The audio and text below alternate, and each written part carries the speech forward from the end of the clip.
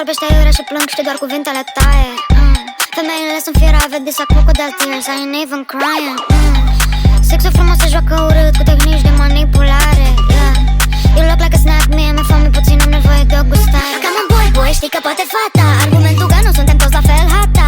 Au început să plângă toți erica gata. Se victimizează, nu suportă realitatea. N-am de unde să știu prin ce trec bărbații, că nu sunu. Noi mergem la războaie, du-te, fă trage cu tunul. La ce război ai fost ultima dată tu, Mirel? Că un story de la sală nu te face colonel. Azi și talent, vrem femei în parlament. Azi și talent, vrem femei în parlament.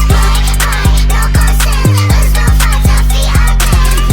Bye, no consent, îți luăm fața, fii atent. Suntem super open-minded, dar mă uit de homofobul. Aveți nevoie de noi, se învârte cu ei globul. Am așteptat sute de ani pentru legea antiviol, că dacă nu suferă fică, dar trecem pe protocol. 1-6-5, bitch, what about that? Tu dau lecții de istorie, că nimic nu s-a schimbat. Cum se face că în spatele fiecărui bărbat care meni să fie liber stă o femeie de fapt, Ups, pare că i-am enervat, dar nu pot să tac în fața argumentelor de căcat. Le-a dat tu cu părerea, suntem campion pe stat. La educație aparent doar campion pe stat.